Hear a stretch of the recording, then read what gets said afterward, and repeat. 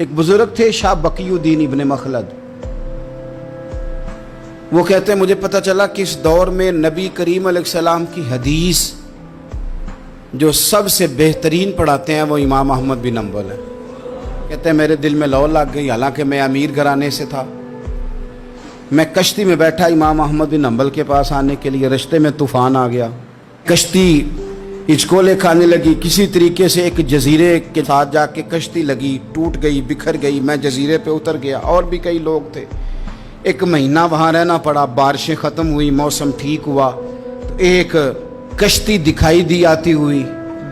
فرماتے ہیں کہ وہ اس کشتی میں بیٹھا، دوبارہ بغداد کیا. مجھے سفر طے کرتے 2.5 مہینے گزر گئے. وہ جزیرے پہ مہینہ پتے کھا کے بھی گزارا کرنا پڑا.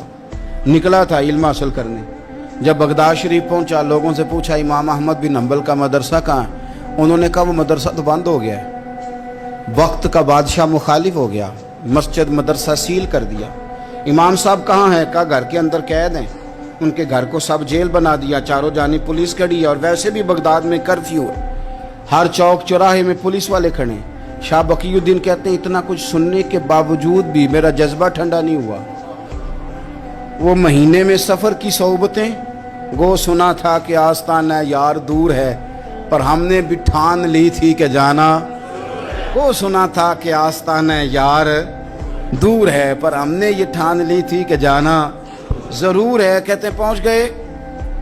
اب پتہ چلا کہ کرفیو ہے، سڑکوں پہ پولیس کھڑی ہے، گلیوں میں چوکوں چوراہوں میں پہرے ہیں. امام صاحب تک تو جا کوئی نہیں سکتا. کہتے ہیں میں نے ایک شخص کی منت کی، میں نے کہا کسی طریقے گاڑی بتا. کہنے لگا میں اشارہ بھی نہیں کر سکتا، سخت حالات ہیں. وہ کوئی طریقہ. میں نے جب زیادہ تڑپ کے کہا تو وہ شخص کہنے لگا میں ان کے گھر کے قریب تجھے لے جاؤں گا اور گزرتے وقت صرف آنکھ کا اشارہ کروں گا. کہتے ہیں میں نے کہا یہ بھی ٹھیک ہے. ان کے گھر کے تیری تلاش میں پھرے نا ہم جنگل پہاڑ اور دشت میں. ان کے دروازے کے قریب اس نے اشارہ کیا.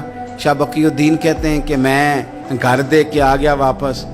اب میں سوچنے لگا کہ کیسے امام صاحب تک پہنچنا ہے. بڑی تجویزیں سوچیں، بڑی تجویزیں. کام والا بن جاؤں، پھیری لگانے لگ جاؤں. پھر سوچا کہ اگر میں کچھ بیچوں گا ریڑھی پہ رکھ کے تو کوئی خریدنے نکلے گا، کوئی نہیں نکلے گا. کس طرح کروں، کیا کروں، بڑی سوچیں. بالآخر میں نے طے کیا.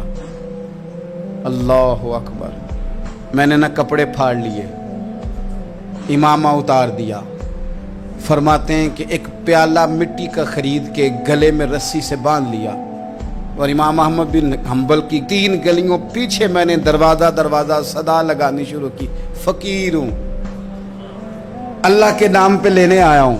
کہتے ہیں ایک ایک دینار مانگتے مانگتے مانگتے مانگتے آزم یار مناؤن دی خاطر اساں کی پیس وٹائے. کہتے ہیں مانگتے مانگتے نا میں امام احمد بن حنبل کے دروازے تک آیا. امیر گھر کا بچہ تھا، بڑے پیسے جیب میں ہوتے تھے. امام کے دروازے پہ صدا لگائی کوئی ہے اللہ کے نام پہ دینے والا؟ کہتے ہیں وہ نور بھرا دروازہ کھلا. ایک گورے مکھڑے والا، سفید داڑھی والا، سونے امامے والا، چمکدار آنکھیں، نورانی شباہت. کہتے امام احمد بن حنبل باہر آئے، اور جیسے ہی 1 دینار میرے پیالے میں ڈالنے لگے تو میں نے ہاتھ چوم کے کہا سونیا تیرے قربان جاؤں، میں دینار لینے نہیں آیا، محمد عربی کی حدیثیں سننے آیا ہوں. کہتے امام کی بھی آنکھیں کھل گئیں. کہنے لگے اس حال میں آزم یار مناؤن دی خاطر اساں کی پیس بٹائے. کہ حضور کیا کرتا، یہی ایک طریقہ رہ گیا تھا. میں تو کہاں سے چلا ہوں، کہاں پہنچا ہوں، کیا کروں. امام صاحب فرمانے لگے پھر میں بھی بڑے دنوں سے پریشان تھا، کوئی سیکھنے والا نہیں مل رہا تھا، تو مل گیا. کہنے لگا حضور میں روز آ جاؤں فقیر بن کے، آپ جتنا چاہیں 2 4 5 منٹ میں مجھے حدیثیں سنا دیں، میں اگلے دن یاد کر آیا کروں. کہتے 2 سال لگ گئے. شاگرد کہاں ملیں گے ایسے، کہاں مرید ملیں گے، گزر گیا دور. کہتے ہیں کہ میں نا ہر روز فقیر بن کے جاتا، 3 گلیاں پیچھے مانگنا شروع کرتا، کوئی شک نہ کرے. 2 سال دروازے پہ جاتا، آگے پیالہ کرتا، امام 1 دینار ڈالتے اور مصطفیٰ کی حدیثیں سناتے. کہتے ہیں حالات بدل گئے. 2 سال کے بعد حکومت بدل گئی، امام کا مدرسہ بحال ہو گیا، رش ہو گیا. बादशाह बड़ा अकीदतमंद था, जो नया आया उसने बड़ा करके इदारा बना के दिया। जिस दिन मैं गया तो रश लगा हुआ था। कहते हालात बदले तो हमने भी कपड़े बदले, हमने भी कपड़े बदले, हमने भी दोबारा से दस्तार बांधी। और कहते हैं बड़े लोग बैठे हुए थे, मैं जब दाखिल हुआ ना तो इमाम उठ के खड़े हुए। आप फरमाने लगे पुत्र इधर आ, तू आगे आके बैठ।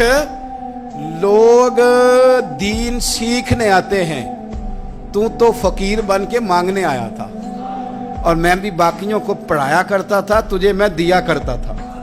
और अब बाकी पढ़ा करेंगे, तुझे दिया जाएगा। और आज तुझे सीने से निकाल के दिया करूंगा। जमाने बदल गए, हालात बदल गए, वो शख्स चला गया, कौन हुक्मरान था कौन नहीं था, लेकिन उस्ताद शागिर्द के अदब की दास्तान कयामत तक बाकी रहेगी।